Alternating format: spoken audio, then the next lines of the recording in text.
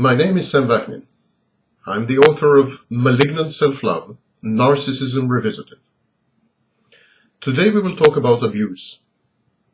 Abusers exploit, lie, demean, or ignore. This is known as the silent treatment. They manipulate and they control. But they use a variety of ways to achieve these goals. There are many ways to abuse and many facets of it. Even to love too much is abusive. It is tantamount to treating someone as an extension of oneself, as an object, as a mere instrument of gratification. To be overprotective, not to respect one's privacy, to be brutally honest, to be with a sadistic sense of humor, or to be consistently tactless. All these are forms of abuse. To expect too much, to denigrate, to ignore, are all modes of abuse. There is physical abuse, verbal abuse, psychological abuse, sexual abuse, financial abuse, and even legal abuse. The list is long. Most abusers abuse surreptitiously. They are stealth abusers. You have to actually live with such an abuser in order to witness the abuse and discern it. There are four important categories of abuse. The first one is overt abuse. This is the open and explicit abuse of another person. This is the type we are familiar with.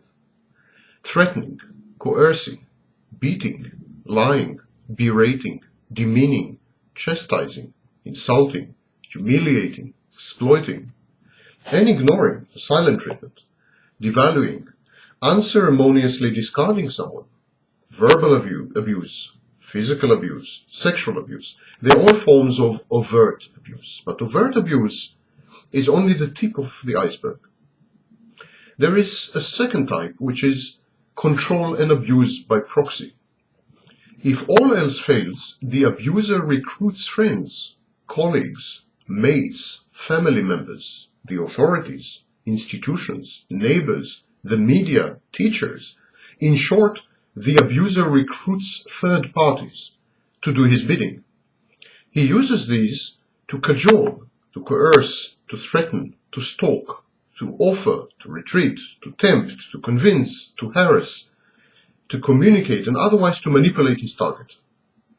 The abuser controls these unaware instruments exactly as he plans to control his ultimate prey and victim.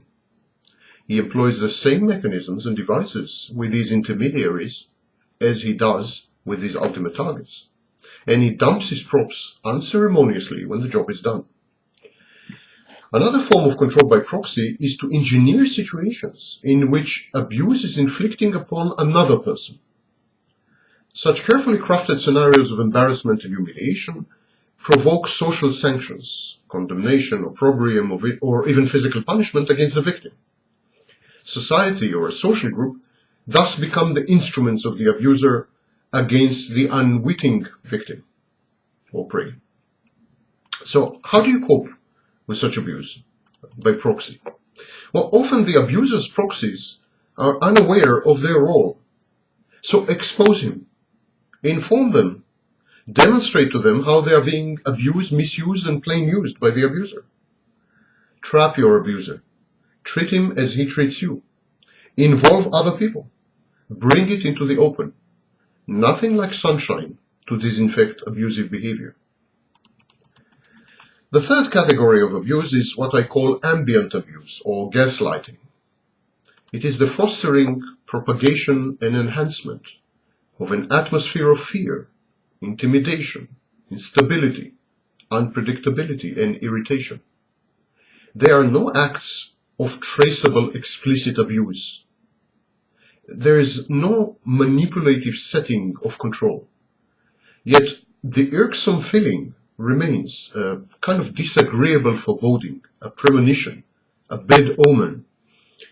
This is what I call gaslighting, after the famous movie Gaslight. In the long term, such an environment erodes the victim's sense of self-worth and self-esteem. Self-confidence is shaken badly.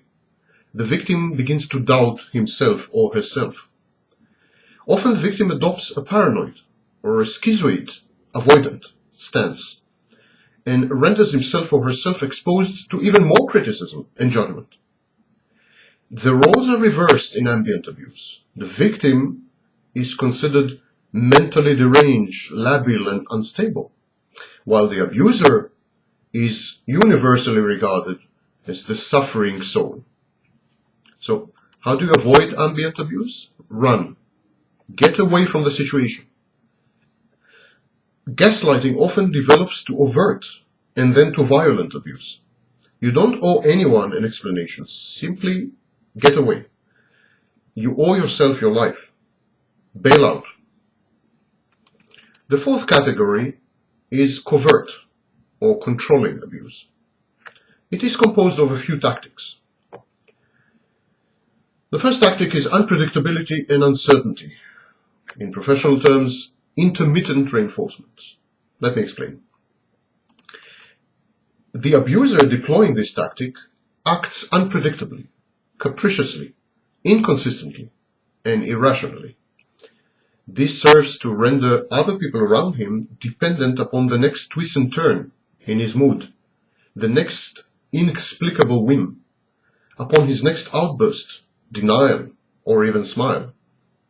The abuser makes sure that he is the only reliable element in the lives of his nearest and dearest, and he does that by shattering the rest of the world through his seemingly insane behavior. He creates a roller coaster, a hurricane, a tornado. He perpetuates his stable presence in their lives by destabilizing their own. How do you avoid that? Refuse to accept such behavior. Demand reasonably predictable and rational actions and reactions. Insist on respect for your boundaries, for your predilections, preferences, wishes, and priorities. The second tactic is disproportional reactions. One of the favorite tools of manipulations in the abuser's arsenal is the disproportionality of his reactions. He reacts with supreme rage to the slightest offense. He punishes severely for what he perceives to be a transgression against him, no matter how minor. He throws a temper tantrum over any discord or disagreement, however gently and considerately expressed by others. Or he acts inordinately attentive, charming and tempting, sometimes oversexed. This is also a kind of disproportional, albeit positive, reaction. This ever-shifting code of conduct and the unusually harsh and arbitrarily applied penalties are premeditated. The victims are kept in the dark. The neediness and dependence of the victims on the source of justice and on the source of judgment passed, on the abuser in other words, these neediness and dependence are thus enhanced, guaranteed, nurtured, and consistently maintained. What to do? Demand a just and proportional treatment. Reject or ignore unjust and capricious behavior. If you are up to the inevitable confrontation, react in kind to the abuser's abuse. Let him taste some of his own medicine. Another tactic is dehumanization and objectification. The abuser dehumanizes his victims, treats them as objects. People have a need to believe in the empathic skills and basic good-heartedness of others. By dehumanizing and objectifying people, the abuser attacks the very foundations of human interaction. This is the alien aspect of abusers. They may be excellent imitations of fully formed adults, but actually deep inside they are emotionally absent or very immature. Abuse is so horrid, so repulsive, that people recoil in terror.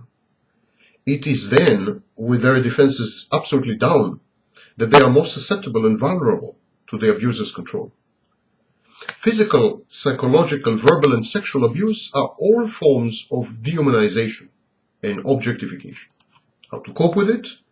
Never show your abuser that you are afraid of him. Do not negotiate with bullies. They are insatiable. Do not succumb to blackmail. If things get rough, disengage. Involve law enforcement agencies. Tell your friends, inform your colleagues, or threaten him, legally of course. Do not keep your abuse secret. Whatever you do not keep it secret. Secrecy is the abuser's weapon. Share your plight. Never give him a second chance. React with your full arsenal to the first transgression. Abusers also abuse information. From the first moment of an encounter with another person, the abuser is on the prowl.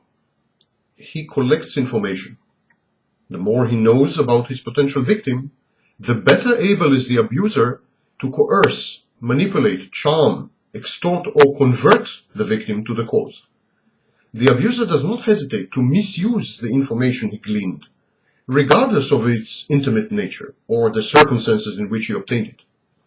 This is a powerful tool in his armory. How to cope with this? Be guarded. Simply don't be too forthcoming on a first or casual encounter. Gather intelligence. Don't volunteer it. Be yourself. Don't misrepresent your wishes, your boundaries, your preferences, your priorities, and your red lines. Do not behave inconsistently. Do not go back on your word once you have given it. Be firm and resolute. Abusers engineer impossible situations. They create dangerous, unpredictable, unprecedented, or highly specific environment in which the abuser is sorely needed. Abuser makes sure that his knowledge, his skills, his connections, or his traits are the only ones applicable and the most useful in the situations that he himself has wrought. The abuser generates his own indispensability. And how to cope with that? Stay away from such quagmires. Scrutinize every offer and suggestion by the abuser, no matter how innocuous and innocent it sounds. Prepare backup plans. Keep others informed of your whereabouts and appraised of your situation. Be vigilant and doubting. Do not be gullible and suggestible. Better safe than sorry.